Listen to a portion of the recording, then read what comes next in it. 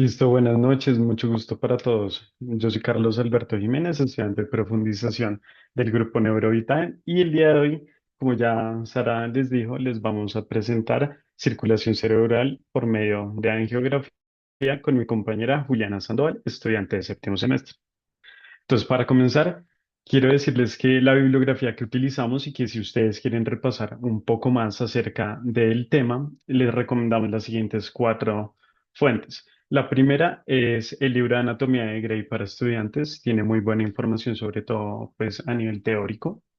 La segunda es Localización Clínica Neurológica, sexta edición, de Brasis. Este libro es fundamental, es nivel residencia, en el cual nos ayudó bastante para hablar de los síndromes.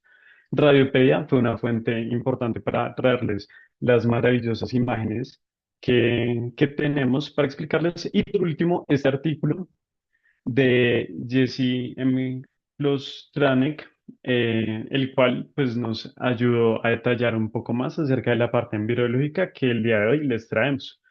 Así como a modo introductorio, quiero que sepan que vamos a tener una pequeña parte muy breve, pero importante, sobre embriología. Luego vamos a darles una introducción. Luego vamos a hablar de la circulación arterial anterior y por último vamos a terminar con la posterior.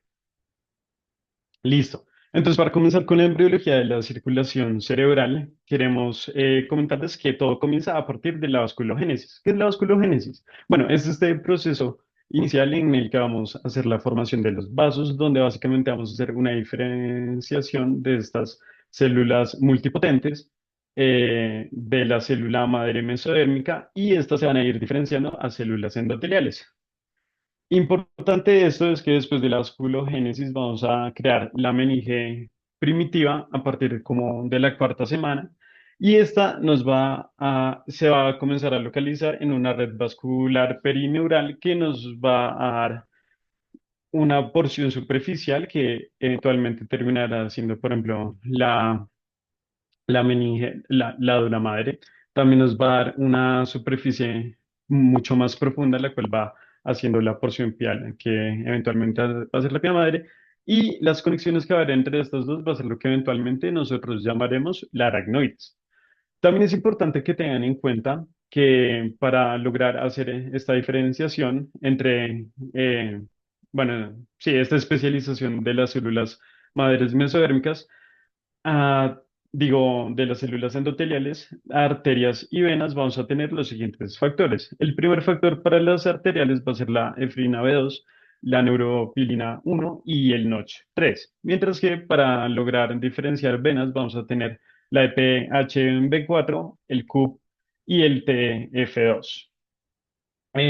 También importante que sepan, la angiogénesis que ocurre a partir de la tercera a quinta semana gestacional nos va a dar lo que es el plexo coroideo y la neovasculatura intrínseca. Ahora bien, quiero que miren la imagen que les tengo a la izquierda, dado que aquí vamos a ver las estadificaciones en las cuales se va a comenzar a presentar estas divisiones y estas formaciones de varias de las arterias de las cuales les vamos a hablar hoy.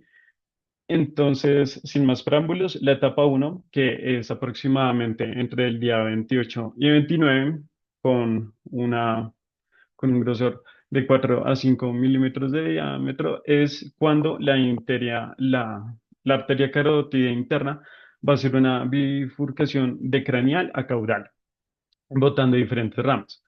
Entre estas ramas, de las principales va a ser la arteria olfatoria, que eventualmente se va a encargar de dar la irrigación del prosencéfalo para luego venir a convertirse en lo que es la arteria anterior.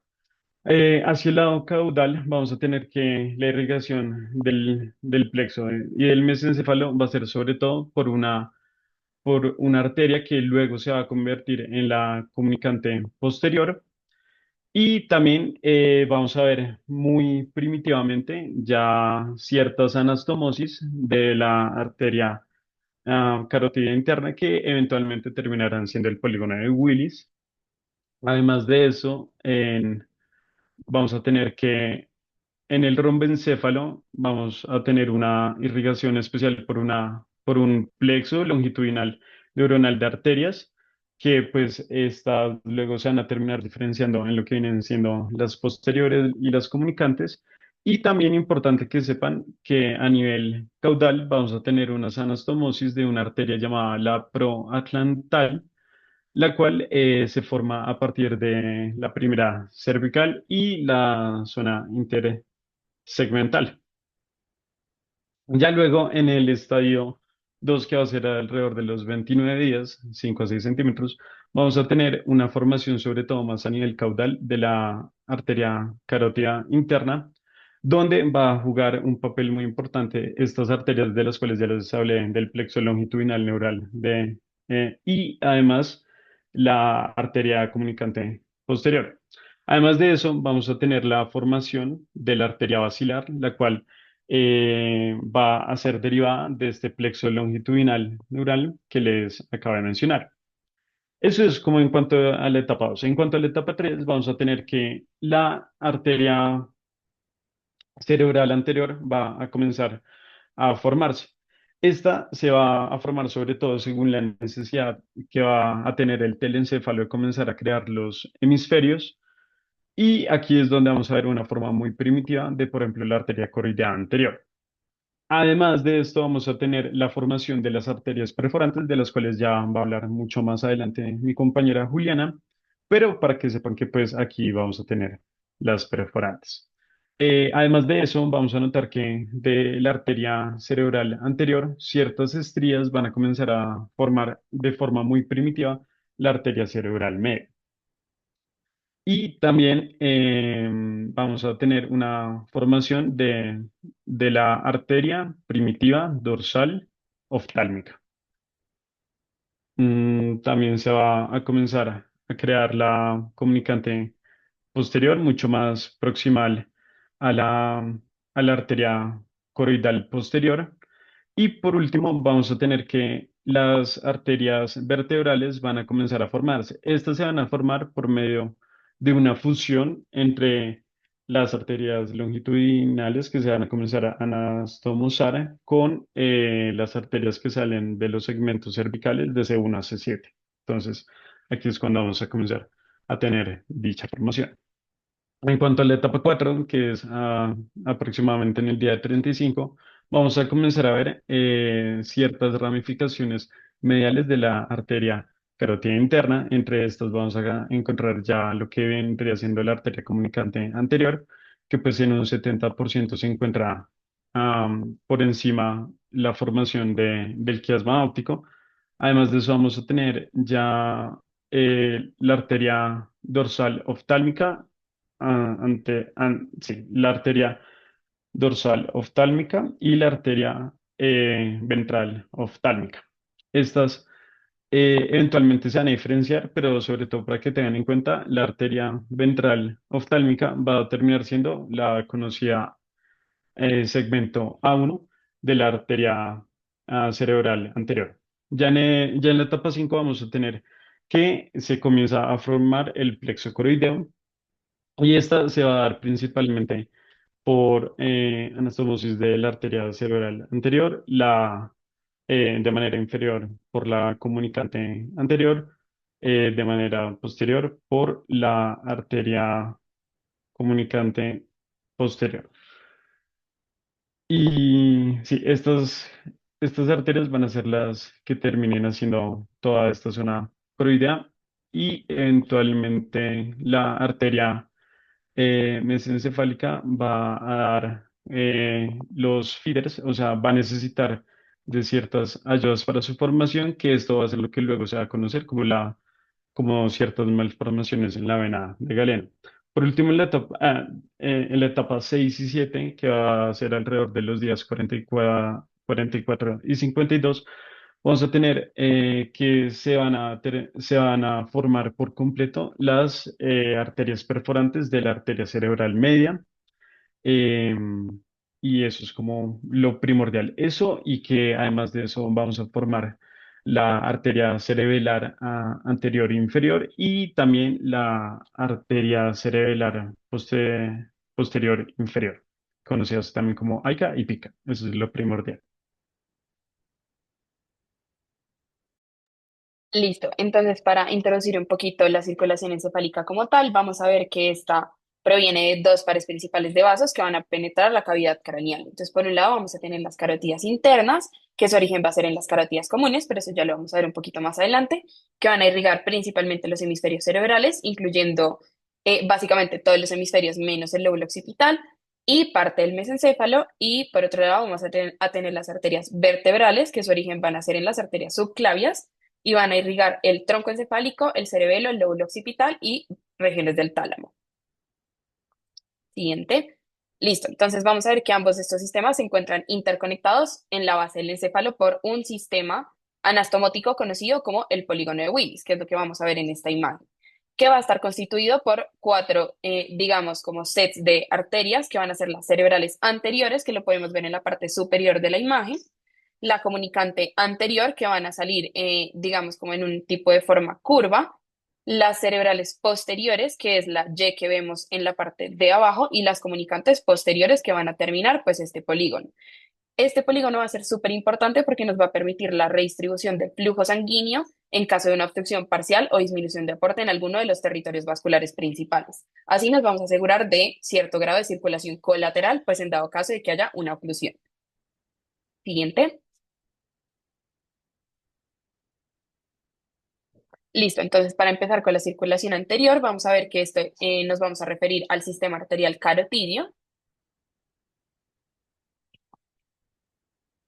y vamos a empezar hablando de la carotida interna. Entonces, como les dije, la circulación anterior del encéfalo está dado principalmente por las arterias carotidas internas que se originan de las carotidas comunes. Entonces, en la imagen que vemos en el centro, vamos a ver que el origen de las carotidas internas va a estar en la bifurcación de las arterias carotidas comunes. Y van a ingresar al cráneo a través del conducto carotido en la porción petrosa del hueso temporal y van a atravesar el seno cavernoso. Pero ya vamos a ver eso en la siguiente imagen. Entonces, en las imágenes de la derecha, vamos a ver, si quieres, devuélvete un segundito.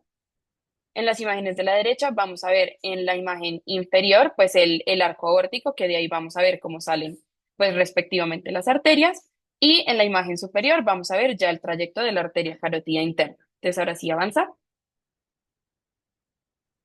Listo, entonces aquí les puse como una versión un poco más cerca de lo que pueden ser las porciones o los segmentos de la carótida interna. Entonces empezando desde caudal vamos a tener la porción cervical, que va a ser desde el origen de la arteria carótida común, o pues desde donde se bifurca la arteria carótida común hasta la entrada al conducto carotidio, que vamos a ver que es el orificio que está marcado por la línea, entre la línea naranja y la línea amarilla.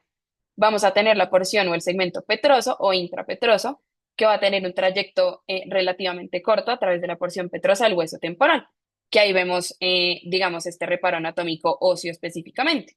Después vamos a tener la porción cavernosa o intracavernosa, que va a tener el recorrido dentro del seno cavernoso, que va a ser súper importante en angiografía, que lo vamos a ver en un tipo de forma de S, terminando en su porción cerebral, que va a ser desde la salida del seno cavernoso hasta su bifurcación en las arterias cerebral anterior y media. ¿Listo? Entonces es súper importante ver esta forma de S porque es lo que vamos a identificar o lo que nos va a ayudar a identificar estas estructuras anatómicas en la angiografía.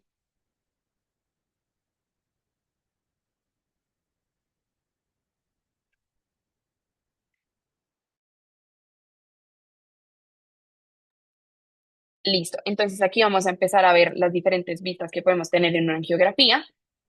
Es súper importante que ustedes tengan la anatomía bastante clara al momento de ver la angiografía para identificar, por ejemplo, las vistas. Entonces aquí les puse las tres vistas principales. Vamos a tener una vista AP, una vista lateral y una vista oblicua.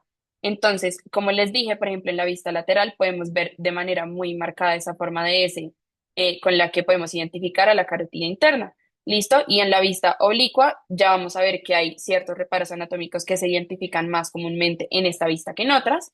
Y en la vista AP vamos a ver que en este caso solo está marcada la irrigación de uno de los hemisferios cerebrales, pero es para que ustedes pudieran ver cómo se ve pues en las diferentes vistas la carotida interna. Entonces, por ejemplo, en la vista lateral, que es la que podemos ver en la imagen de la mitad, podemos ver bien inferior la porción cervical, la porción petrosa haciendo la curva. Vamos a ver el sifón carotidio, que va a ser esa curva bien marcadita, ya un poquito más hacia superior. Y por último, la porción cerebral.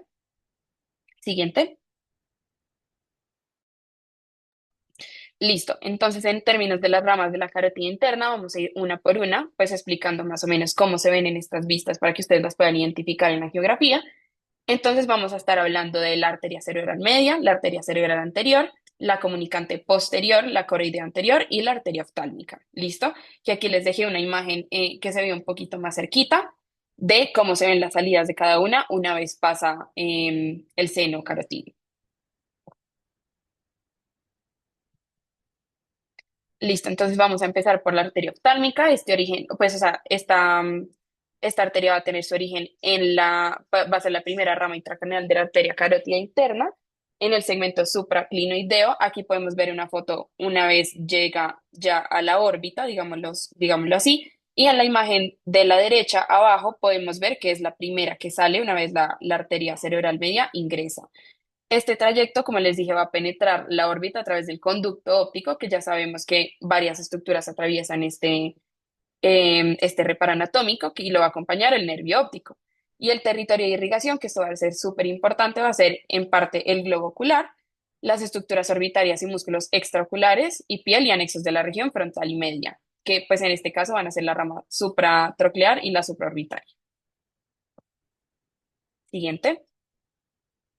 Listo, vamos a ver que esta arteria, pues como ustedes ya saben, es bien pequeñita, entonces verla en una angiografía va a ser un poco complicado, pero aquí podemos ver una imagen, no sé si se puede hacer zoom, pero pues si acaso nosotros les dejamos la presentación y en la imagen se ve muy clarito, pero como ven se ve muy chiquitica. Entonces tenemos que saber que es la primera salida o pues la primera que sale de la de la carótida interna, pues para que la podamos identificar. Y aquí vamos a tener una importancia clínica bastante relevante y es que la oclusión de esta arteria o pues de la arteria central de la retina, que va a ser una rama de la oftálmica, puede producir amaurosis súbita, indolora y monocular. ¿Listo? Entonces, si un paciente nos llega con este tipo de clínica, pues es algo que podemos sospechar y puede ser transitoria, que la podemos encontrar o conocer como amaurosis fugaz, si el émbolo se resuelve, que pues sería el equivalente a un accidente isquémico transitorio carotídeo. Y es un signo de alarma de estenosis carótida y riesgo elevado de un accidente cerebrovascular. ¿Listo? Vamos a seguir con la arteria cerebral media, que vamos a ver que tiene un territorio vascular pues bastante extenso. Este va a tener su origen en la bifurcación terminal de la arteria de la arteria carótida interna, más o menos a la altura de C7. Y su trayecto va a constar en la entrada a la cisura de Silvio, dividiéndose en ramas profundas y corticales, que como ya mencionó Carlos, vamos a tener de manera muy relevante las perforantes. Y el territorio de irrigación va a ser gran parte de la convexidad lateral, es decir, los lóbulos lateral, parietal y temporal, y la cápsula interna, que van a ser las lenticulostriadas, que aquí vamos a tener también una clínica bastante importante. Siguiente. Listo. Entonces, en términos de las ramas de la arteria cerebral media, también se las dejé en colores para que ustedes las puedan identificar de manera un poco más visual. Vamos a tener M1 u horizontal o esfenoidal, que va a ser desde el origen hasta la bifurcación o trifurcación, que lo podemos ver en la imagen de la derecha de manera un poquito más pequeñita, por lo que estamos viendo una vista lateral en la que se abre un poquito para ver la ínsula. Vamos a tener la porción M2. Ah, bueno, sí, perfecto. En la imagen de abajo vamos a ver que aquí precisamente van a estar las lentículas estriadas, que ya vamos a hacer un poquito de énfasis más adelante, pero en esta imagen, ya que vemos una vista coronal, pues se ve precisamente por lo que son perforantes, cómo entran a, a la porción de los ganglios basales. ¿Listo? Vamos a tener también la porción de M2 o insular. Si quieres, quitarle el zoom un poquito, porfa. Perfecto, que va a estar sobre la superficie de la ínsula precisamente. Entonces, en la imagen de la derecha vemos cómo recorre toda la ínsula y una vez, digamos, sale de esta parte de la ínsula, se va a volver M3 o la porción opercular, que van a ser las ramas que van a emerger de la ínsula, como podemos ver en ambas imágenes, hacia los opérculos que van a ser pues estas salidas. Y por último tenemos M4 cortical, que ya van a ser todas las ramas superficiales de la convexidad lateral pues, del encéfalo. Siguiente, devuélvete una, eso, perfecto. Entonces, algo bastante relevante en términos clínicos va a ser las arterias perforantes de M1, que las vamos a encontrar como lentículas estriadas, que son las que les dejé aquí en azul. Entonces, ¿qué van a irrigar estas arterias? Van a irrigar básicamente los ganglios basales. Entonces, el núcleo caudado, el putamen, el globo pálido y la cápsula interna, que como ya sabemos son supremamente importantes para las vías de movimiento que tenemos nosotros. Entonces son vasos de muy pequeño calibre, lo cual los hace muy vulnerables a hipertensión crónica. Y este va a ser un sitio clásico de hemorragia cerebral profunda, de los ganglios basales y de la cápsula interna. Entonces, ¿qué podemos presentar en estos vasos? Pseudoaneurismas en M1. Entonces, se pueden formar en la emergencia de las perforantes. Entonces, digamos, cuando están recién saliendo hacia los ganglios basales y van a estar asociados a un alto riesgo de ruptura y van a estar asociados a trauma, infecciones o disección aórtica. Esto porque nos interesa en términos clínicos, porque van a explicar la frecuencia de las hemorragias hipertensivas en los ganglios basales y van a tener evidentemente una localización crítica, porque una pequeña ruptura va a comprometer más que todo la parte motora o sensitiva contralateral por el hecho de que pasan o pues irrigan la cápsula interna. ¿Listo? Siguiente. Perfecto. Entonces aquí vamos a ver la angiografía. Aquí estamos viendo dos vistas. Entonces, como se pueden dar cuenta, en la vista lateral se ve bastante extenso el territorio. Sin embargo, cuando vemos la vista frontal, nos vamos a dar cuenta que va muy hacia lateral, porque como les explicaba, pues va a pasar por la ínsula y después se extiende hacia la convexidad. ¿Listo? Entonces aquí podemos ver las diferentes secciones, vemos cómo se atraviesa de manera, digamos, longitudinal. Ahí no se ven tanto las ventículos estriadas, pero pues ya sabemos que son un poquito más chiquitas, entonces pues se pueden llegar a ver un poquito menos que el resto. Y vemos cómo van subiendo por los opérculos hasta llegar pues a la convexidad del encéfalo. Listo. Entonces aquí vamos a tener una correlación clínica bastante importante y es que vamos a tener, digamos, diversas presentaciones clínicas si presentamos una oclusión de la arteria cerebral media. ¿Listo? Entonces vamos a empezar por déficit motor y sensitivo contralateral. Entonces, ¿qué podemos presentar? Hemiparesia y hemihipoestesia contralateral de predominio en cara y brazo y no en pierna. En este caso, quisiera que alguien, si se anima, pues nos contara por qué no es de predominio crural en este caso. Puede ser por chat, no tienen que abrir el micrófono.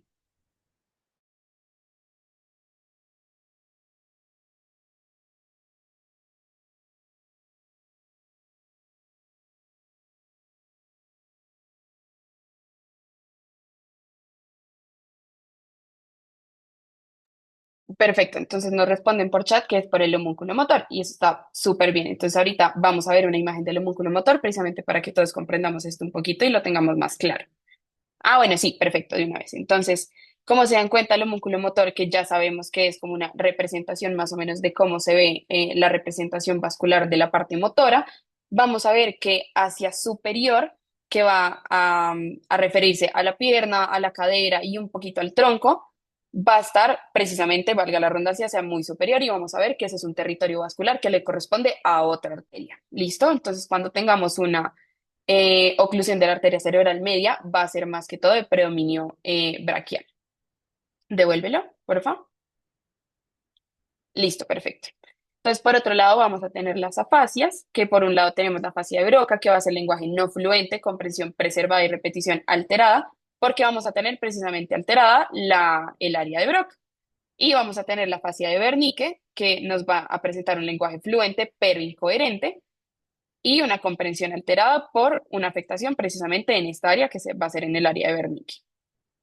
Podemos también presentar una hemianopsia homónima contralateral por lesión de las radiaciones ópticas que sabemos que están ubicadas en el lóbulo temporal y en el lóbulo parietal, que vamos a ver que están representadas aquí como en verde.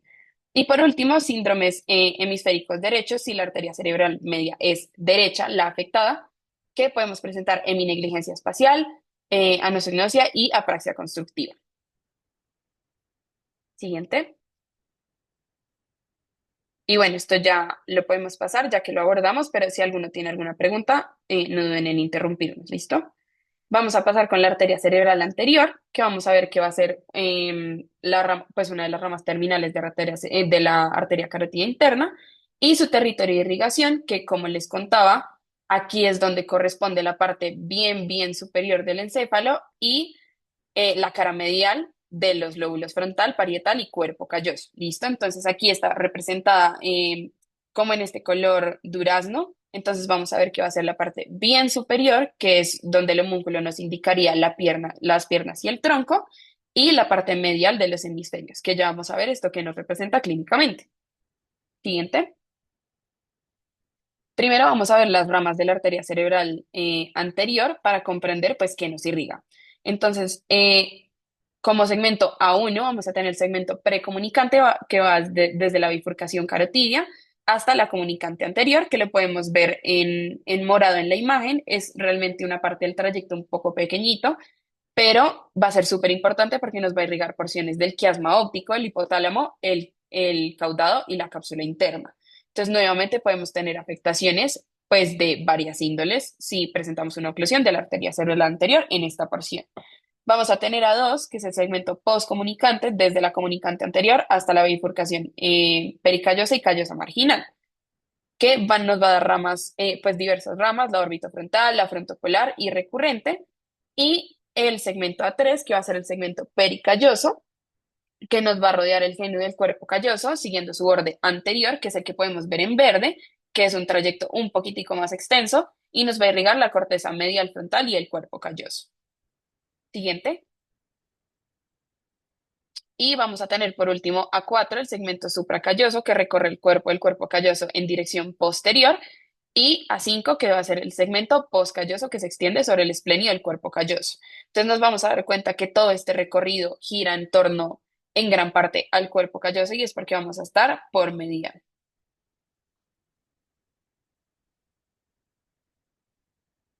Listo, entonces aquí podemos ver la angiografía. Si se dan cuenta en la vista anteroposterior, vamos a ver que va por toda la cara medial de los lóbulos. Entonces ahí podemos identificar más que todo en la visión anteroposterior de qué arteria estamos hablando. En la visión lateral va a ser un poco más complicado porque se van a sobreponer las dos arterias o pues las ramas de ambas arterias, de la cerebral media y de la cerebral anterior. Por eso siempre cuando estamos viendo una angiografía va a ser de suma relevancia que identifiquemos qué vista estamos viendo.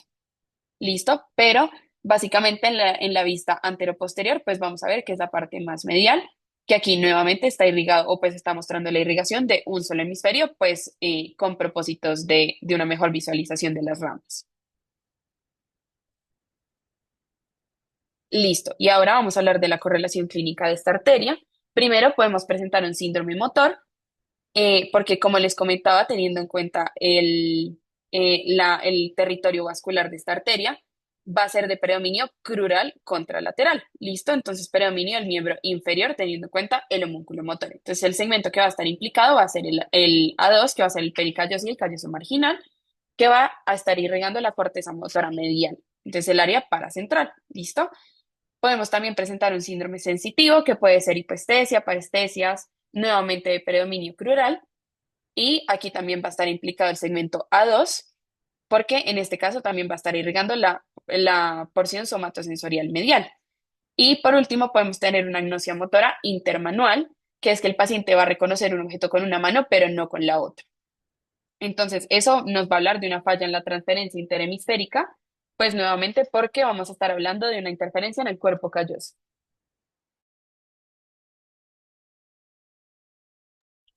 Listo. Por otro lado, también podemos presentar apraxia de la marcha, que lo podemos ver como una dificultad para iniciar y mantener este proceso sin un déficit motor significativo. Entonces, sin que se presente, digamos, mayores alteraciones, pero que sí se presente este tipo de dificultad en los pacientes. Aquí vamos a tener dos segmentos implicados, el A2 y el A3, por compromiso de regiones suplementarias y singuladas. Por otro lado, vamos a tener alteración del comportamiento y funciones ejecutivas, que es algo bastante característico de la oclusión de esta arteria. Entonces, los pacientes pueden presentar desinhibición, apatía, abulia y mutismo cinético en casos pues un poco más severos.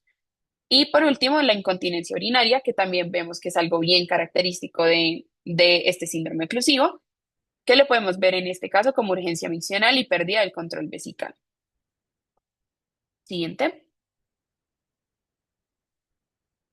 Listo. Y hablando de la coroidea anterior, vamos a ver que también es una arteria bien pequeñita. Aquí se la señaló en la imagen del polígono de Willis.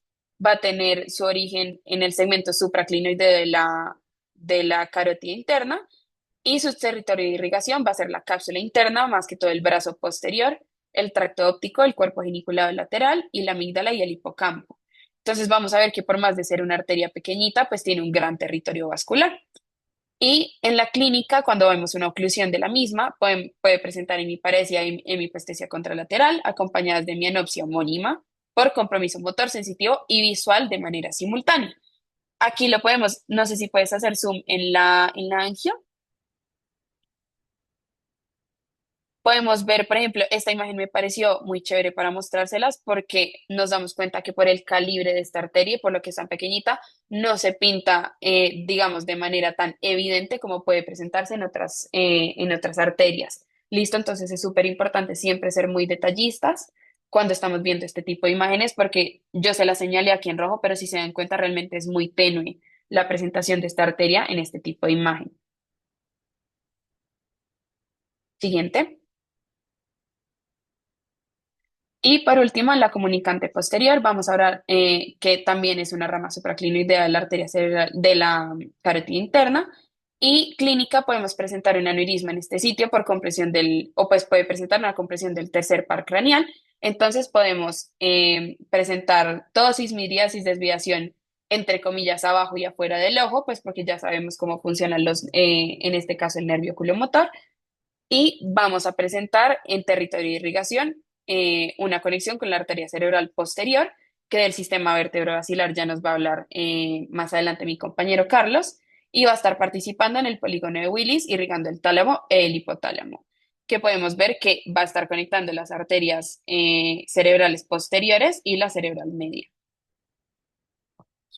Y aquí les puse, si quieres devuélvete un segundito, les puse una vista AP que puedes hacer zoom, porfis.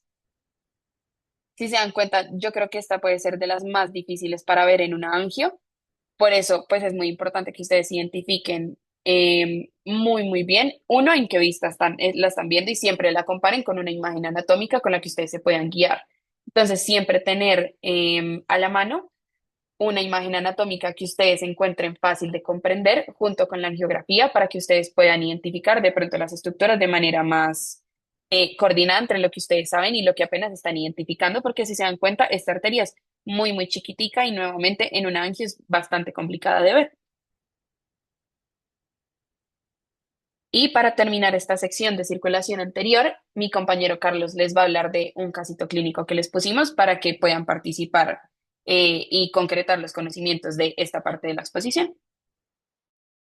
Bueno, entonces aquí tenemos a María, una mujer de 65 años, acudió a urgencias con inicio súbito, debilidad en la parte derecha del cuerpo, dificultad para hablar y pérdida de parte de la visión en el mismo lado. Prefiere que estos síntomas comenzaron hace aproximadamente una hora mientras estaba en casa. Tiene antecedentes de hipertensión arterial no controlada y diabetes mellitus tipo 2.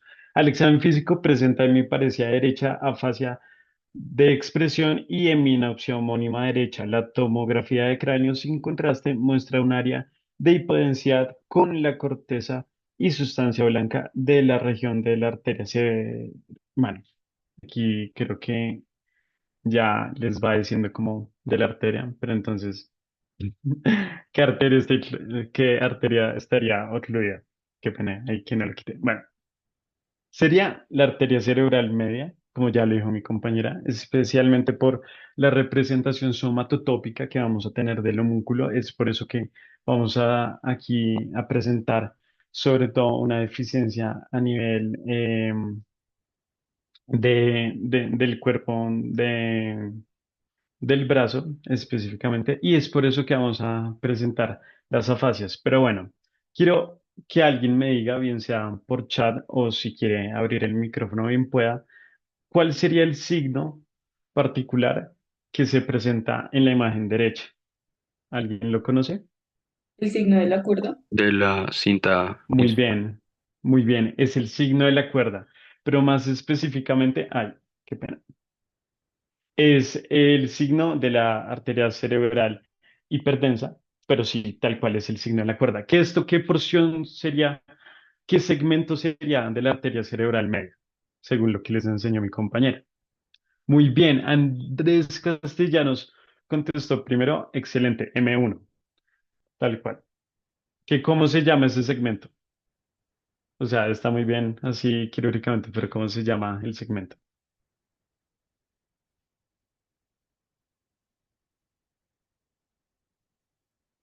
¿Alguien sabe cómo se llama M1? El esfenoidal. Excelente. Muy bien. Aquí también Valerie Niño también respondió. Excelente. Bueno, ahora vamos a comenzar con el circular posterior. Quiero, antes de comenzar, recordarles que aproximadamente el 80% de los accidentes cerebrovasculares isquémicos van a ser de la porción anterior de la circulación. Entonces, como tal, este 20% de la circulación posterior, aunque van a ser muy interesantes, pues sí son un poco más infrecuentes. ¿Listo? Para comenzar.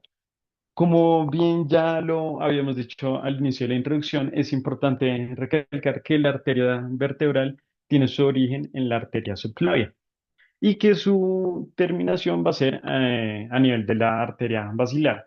Esta, al igual que la arteria carotídea interna, va a presentar unos segmentos que se me hace que los pueden dimensionar mejor en la imagen que les tengo a la izquierda.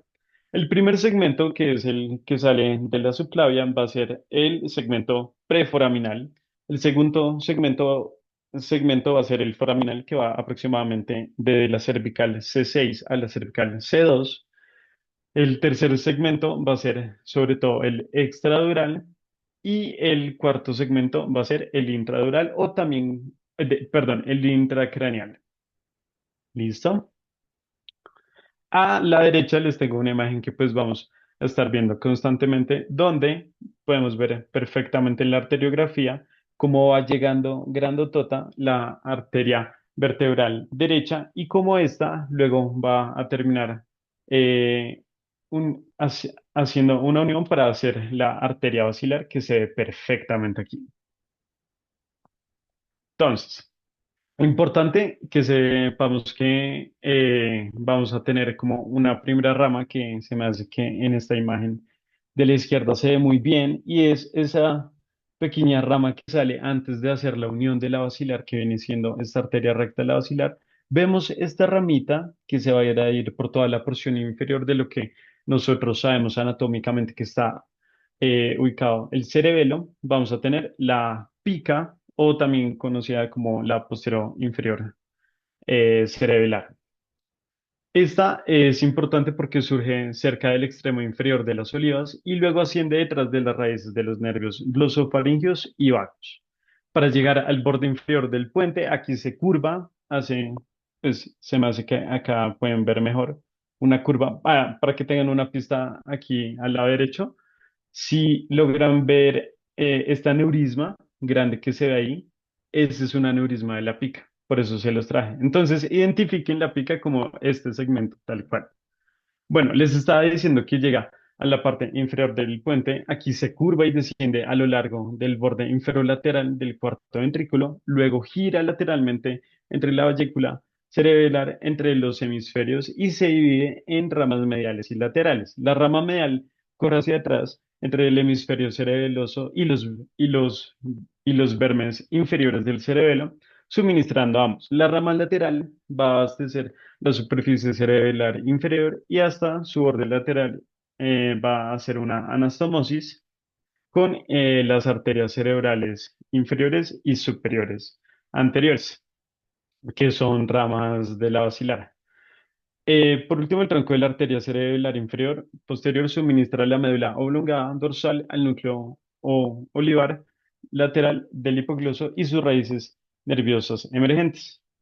También va a terminar suministrando los plexos coroideos. Entonces, para que lo tengan en cuenta. Sin embargo, aquí se los dejo en el pequeño cajoncito las estructuras que termina irrigando.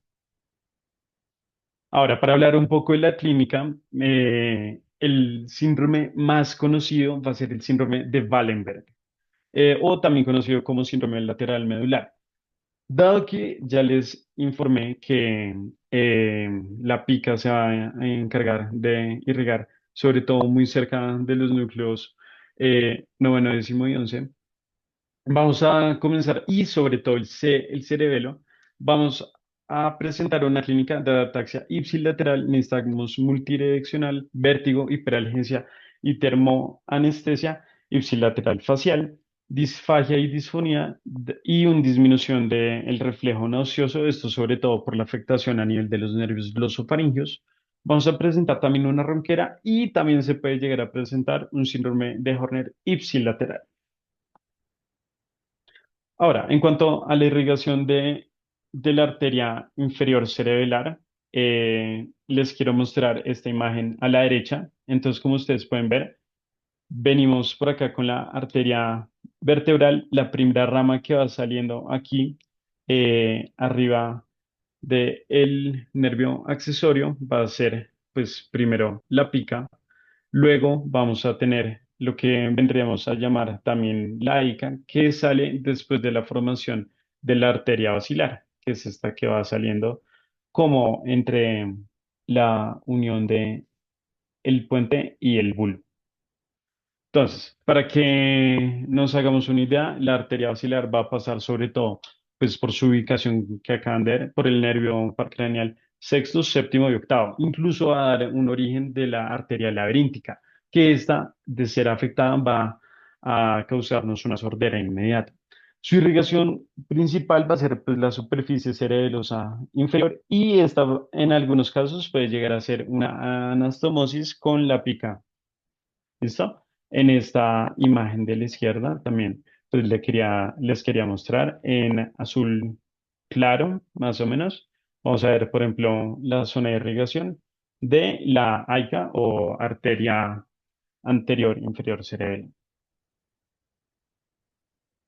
Este ya vendrá siendo el síndrome, entonces acá les traigo una angiografía donde se me hace que se ve perfecto, donde la flecha roja les indica el inicio de la pica y acá importante, quiero que vean cómo se va por la parte superior de lo que vendría siendo como eventualmente el cerebelo y ubiquen muy bien la que viene siendo como la unión entre el puente y el bulbo. ¿Listo? Entonces, en el accidente cerebrovascular o, por ejemplo, ciertos aneurismas que se pueden llegar a presentar en la ICA, vamos a dividir los signos clínicos según los síntomas. Entonces vamos a tener los síntomas vestibulares en los cuales vamos a encontrar el vértigo, los náuseas, los vómitos y el nistagmus. En la parte sensitiva vamos a encontrar una hiperalgesia y una termoanestesia ipsilateral. Y en la parte sensorial, como les dije, por la arteria laberíntica, que en ciertos casos puede llegar a nacer incluso de la arteria basilar y no de la ica, vamos a presentar la sordera súbita. También tienen que saber que es infrecuente un accidente cerebrovascular exclusivamente de esta arteria, pero de ser así nos puede indicar que es como un precursor de una posible oclusión a nivel basilar. Ahora bien, con la arteria basilar, que la podemos evidenciar perfectamente en la imagen de la izquierda, vamos a ver que es un gran vaso formado por la unión de las arterias vertebrales en la unión de la médula y el puente. Se encuentra en la cisterna puntina y sigue una ranura mediana. Ella tiene su propio pavimento, su propia vía por la cual pasa por todo el medio del puente y va a comenzar a botar sus diferentes ramas pontinas, que son las que ustedes pueden ver que salen aquí perfectamente de la arteria basilar. Es importante tener en cuenta que también de ella las ramas importantes van a ser, por ejemplo, la ica que ya hablamos, la laberíntica, y que esta va a terminar con la bifurcación de la arteria cerebral posterior, más o menos a nivel de la fosa interpeduncular. ¿Listo? Aquí, en esta imagen, ¿qué tipo de imagen es? ¿Quién me puede decir?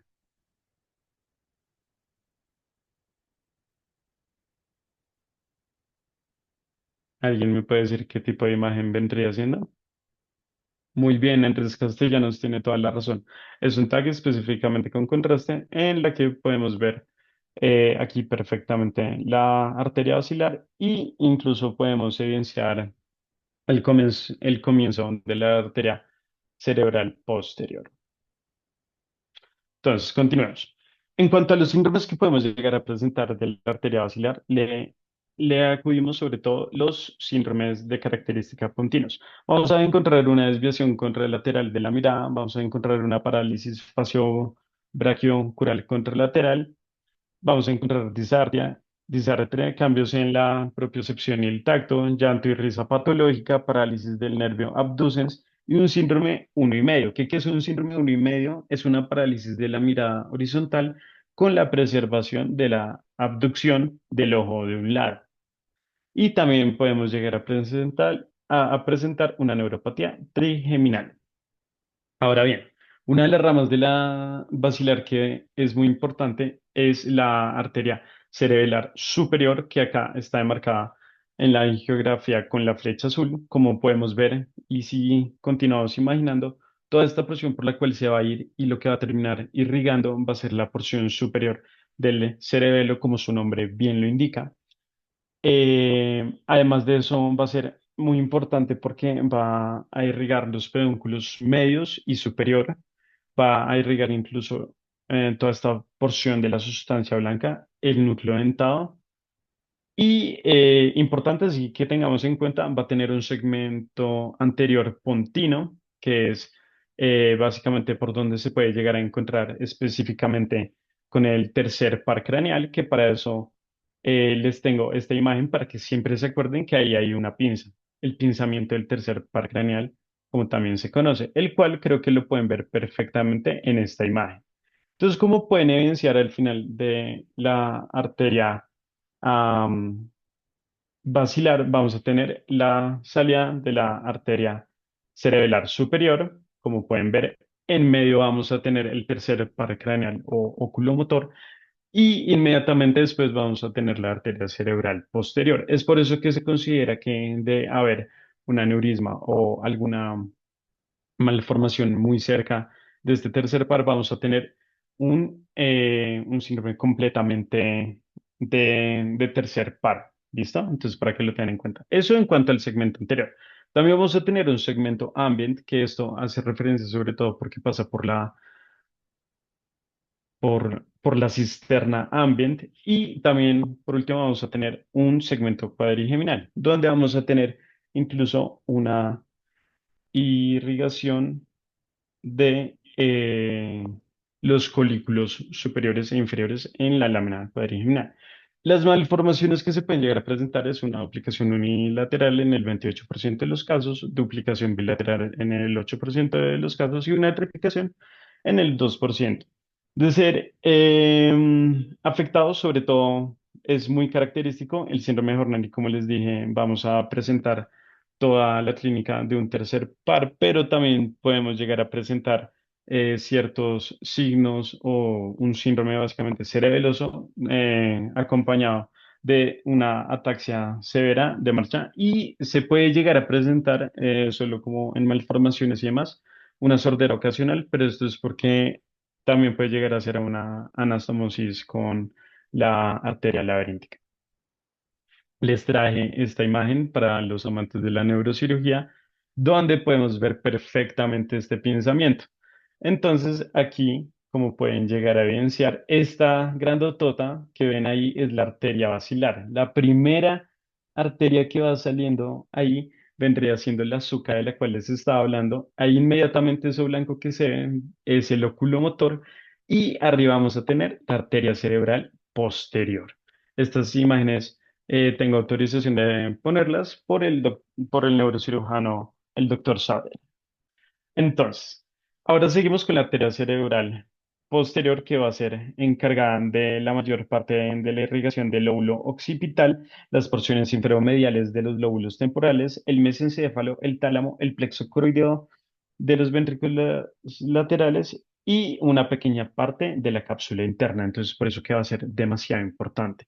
Acá me encanta que en esta imagen podemos diferenciar según los colores las diferentes porciones que vamos a tener. Vamos a tener en el P1, o como pueden ver en la parte morada, el segmento precomunicante.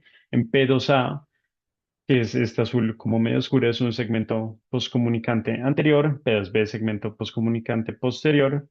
P3, segmento cuadrigeminal, que también nos va a dar cierta irrigación de colículos y demás. P4 también va a ser conocido como... No, P4 es un segmento cortical. Qué pena, ahí quedó mal, pero es el segmento cortical. Y por último, vamos a tener unas ramas terminales a nivel de P5, que son sobre todo las que van a irrigar los, los lóbulos occipitales. ¿Listo? Sin embargo, les traigo aquí esta imagen básicamente para que repasemos. La zona azul es para que tengan una imagen mucho más clara de las zonas que termina irrigando la arteria cerebral posterior.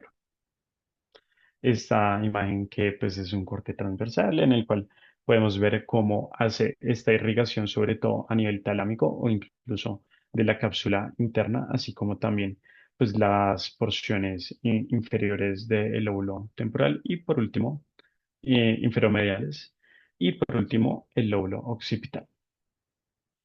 Ahora, como tal, los síndromes que podemos llegar a encontrar en la arteria cerebral posterior van a ser muy, pero que muy variados.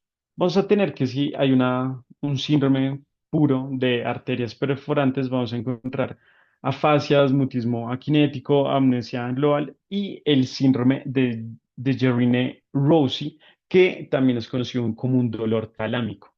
Esto porque, como les mencioné, irriga especialmente el tálamo. Un síndrome muy interesante que espero alguna vez tengan la oportunidad de conocer es el síndrome Anton-Babinski.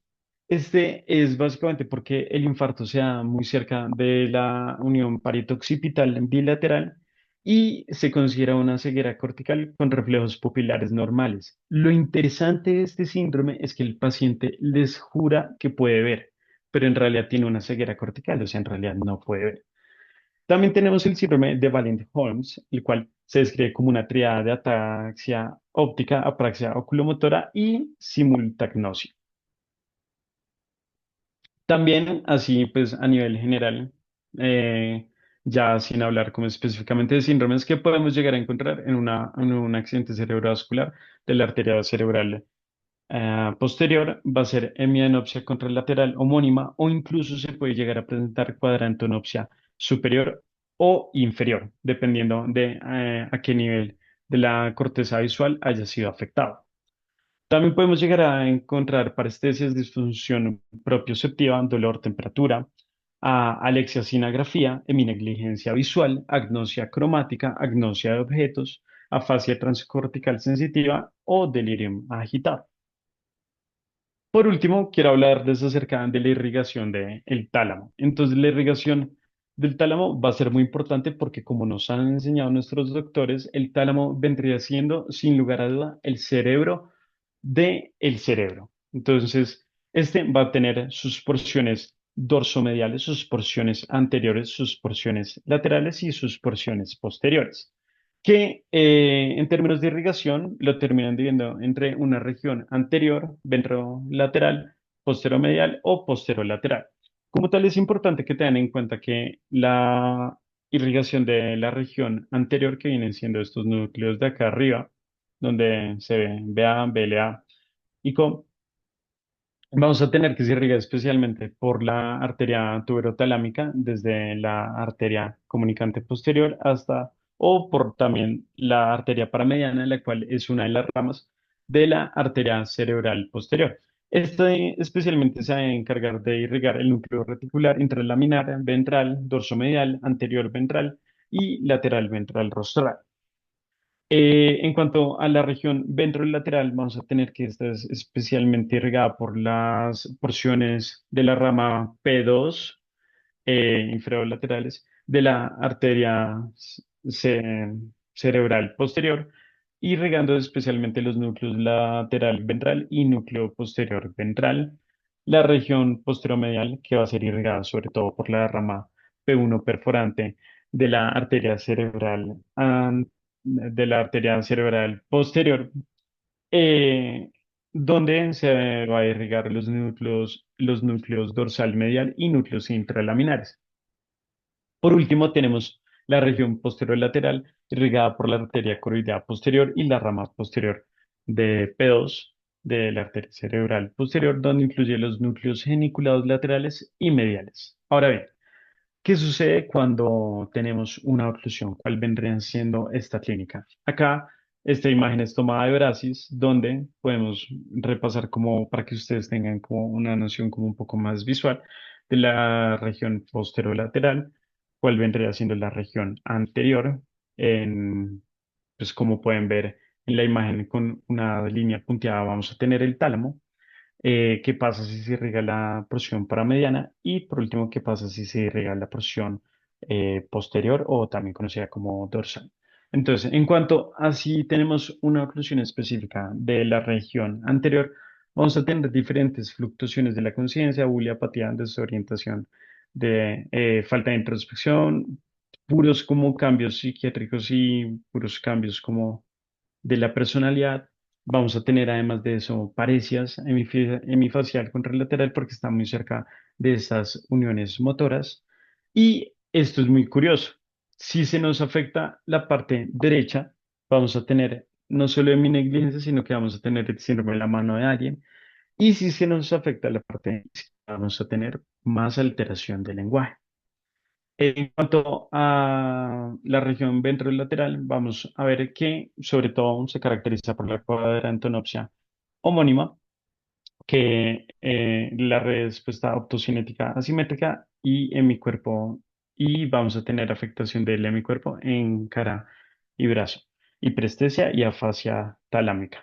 En cuanto a la región posteromedial, vamos a tener una diferencia de los síndromes si se ocluye solo una o si se ocluyen ambas. Si se ocluye solo una, vamos a tener anomalías del sueño y de la temperatura corporal y si se ocluyen ambas, vamos a tener hipersomnolencia, amnesia, mutismo aquinético, demencia aguda, déficit léxico semántico e hipersexualidad. Mientras que, por último, en la región lateral va a ser completamente un síndrome infarto sensorial puro o también conocido, y no lo olviden, el síndrome de Dejerine-Roussy, que es el dolor talámico. Listo, eso es todo. Muchísimas gracias a todos los que se quedaron y por toda la atención que nos prestaron. Listo, Carlos, muchas gracias. Yo me tuve que desconectar en un punto de la charla, pero dentro de lo que vi, todo estuvo súper chévere, súper completo todo. No sé si el doctor tiene algún comentario antes de pasar a las preguntas.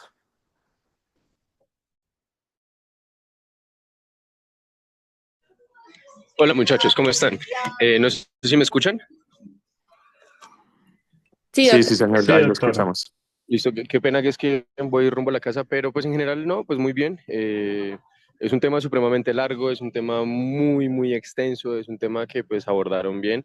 Creo que para los objetivos de la charla que a la larga es que pues como estudiantes que están precisamente iniciando en este proceso tengan un brochazo muy general y una panorámica, un poco abrirles un poco ese panorama hacia el escenario de la neurología vascular. Eh, los felicito por haber incluido, primero, por haber sido tan totalitaristas como fue posible y segundo, en un tiempo prudente. Y tercero, por incluir un poco el tema de la clínica, que a veces facilita un poco más el comprender precisamente todo el tema de la correlación clínica, que a la larga es lo más importante. Nosotros cuando nos activan un código ACV, lo que buscamos siempre con la clínica es tratar de localizar la lesión para ir a buscar precisamente en las imágenes esos cambios imagenológicos probablemente asociados hacia la zona de la lesión. Entonces, no, en general, pues una muy buena charla. Como recomendación muy puntual, esto es más como para el tema de la presentación que el día de mañana, pues ustedes van a presentar en congresos y demás. Eh, Muy buenas herramientas audiovisuales en general, pero traten de cuando hacen Zoom, una vez terminan de enfocarse o de explicar el enfoque que estaban tratando de explicar o de la cosa minuciosa que están tratando de explicar, deshagan el Zoom para que pues precisamente la gente o las personas del auditorio puedan centrarse en el resto de la diapositiva, que muchas veces no, pues se quedaban ahí como en el Zoom solamente, pero son minucias y pendejadas, si se puede decir así, que con el tiempo pues va a ir mejorando. Pero en general los felicito, una muy buena charla, muchachos. Listo, muchas gracias, doctor. No sé si alguien tiene alguna pregunta.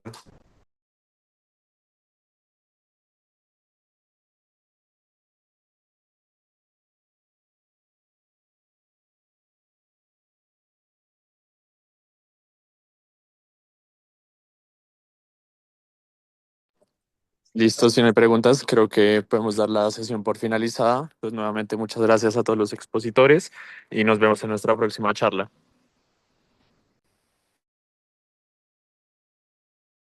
Muchas gracias a todos. Gracias.